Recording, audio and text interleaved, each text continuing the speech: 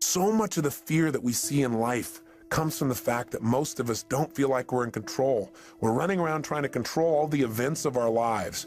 And every single one of us is going to experience multiple situations in our life, no matter how skillful we are, where we cannot control the event, where it's just not something that we can control because we didn't initiate it. Anytime you're dealing with other people, this is going to happen. Anytime you're dealing with Mother Nature, this is going to happen. Most of us in life are so afraid something's going to happen that we can't control, and therefore we're going to get pain, that we try to avoid those things we can't control. We try to shape our lives, where we spend our time, who we spend our time with, what we do, by environments that we feel really comfortable in, where we feel like we're really in control in them. But what that does is it limits the shape and quality of our lives. We've got to be willing to put ourselves out there to discover what we're really capable of when we're put in environments when we don't know what to do, when we don't know what things mean, when we're not sure. It's in those environments that we grow the most. It's in those environments that we discover more of our true purpose as human beings. It's there that our character is shaped. The people that are committed are busy doing it.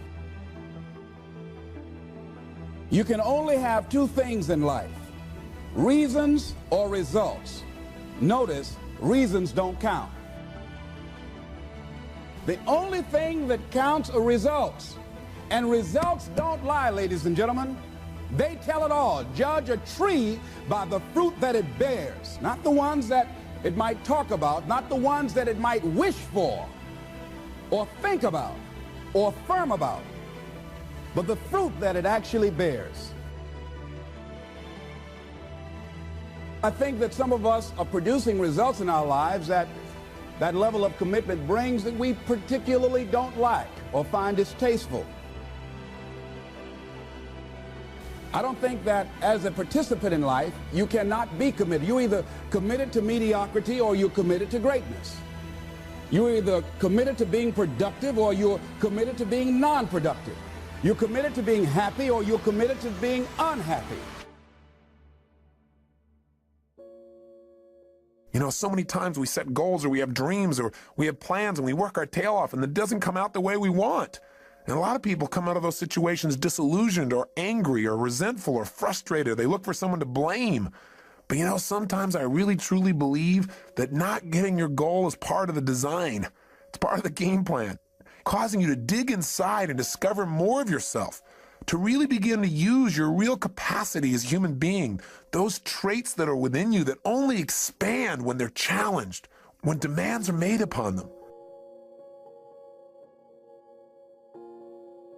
God's delays are not God's denials, unless you give up, of course. If you don't do your part, then of course, whatever you've envisioned will never come to be. But we have to be willing to continue to put ourselves forth and know that events will show up that we can't control. You have to know the one thing you can control is not events. What you control is what things mean to you. Whatever you're doing, however you spend your time, that tells you who you are. So think about what it is you like to create in your life experience. Once I look at how you commit your time, once I do an evaluation on how you spend your time, I can tell you exactly what you're committed to. People that say they have dreams or want to open a business or want to do something differently than what they're now doing, they don't like their jobs, they're unhappy, they're unfulfilled. People who say they want to improve their income level, look at how they spend their time. How they spend their time, the commitment of their time, how they use that will really tell the truth.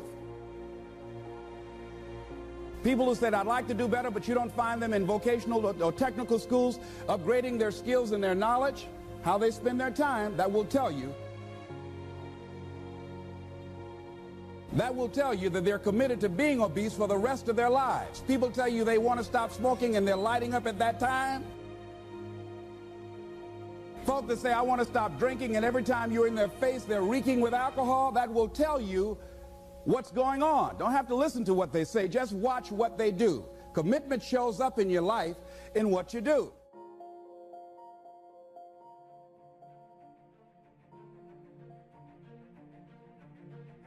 No matter what happens in your life, the meaning of what has happened is yours.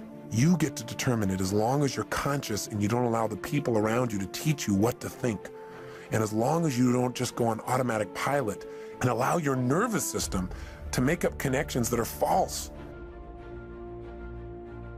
Certainly by now you realize that what you do as a human being is primarily driven by your need to avoid pain and your desire for pleasure, right?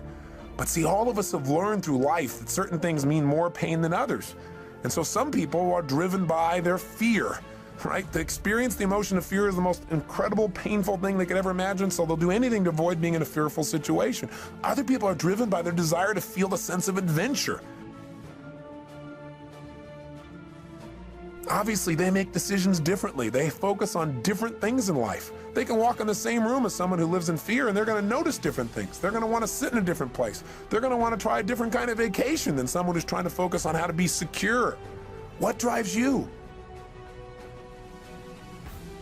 Are you driven by guilt? Are you driven by your past?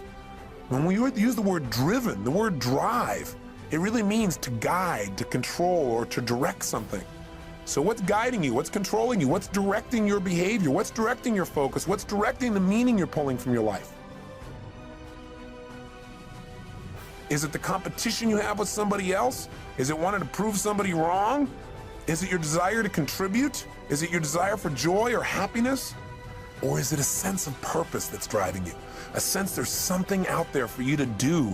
There's something you're designed to evolve into, to become, to share, to give, to create. You don't even know what it is.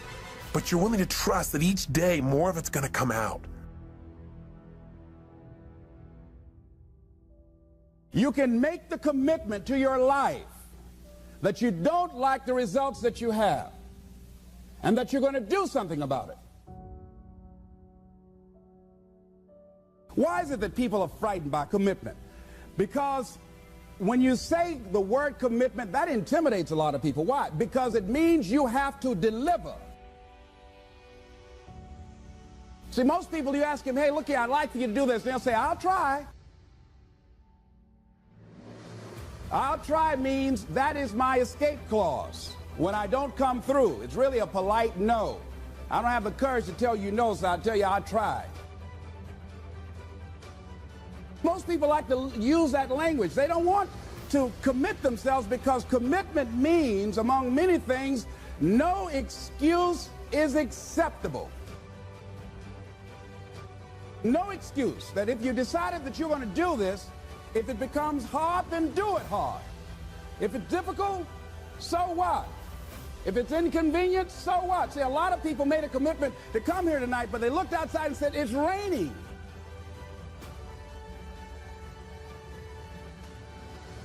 The temperature dropped.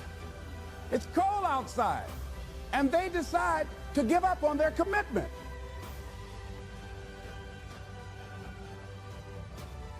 And that's how people do about their dreams. Whatever drives you, that's what's shaping your life. And the challenge is that most of us never consciously decide what we're going to have drive our life. See, we're not stimulus response animals, but we can be stimulus response animals. They don't honor their commitment to themselves. Let me tell you what happens when you don't keep your commitment. Number one, it begins to deplete your self-esteem and it erodes your self-image. It weakens your faith in yourself. You don't feel good when you don't keep your commitments. You begin to develop weak relationships with people. People begin to realize they can't depend upon you. They can't rely on you because you won't keep your word.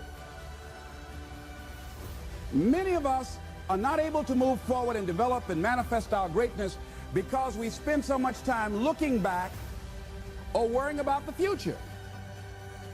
You cannot go into the future and manifest your greatness when you have various things in your life that's blocking you.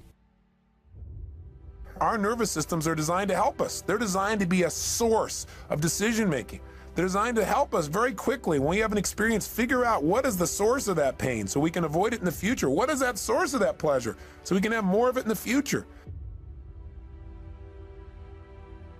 What would your life be like if you decided to keep your commitments?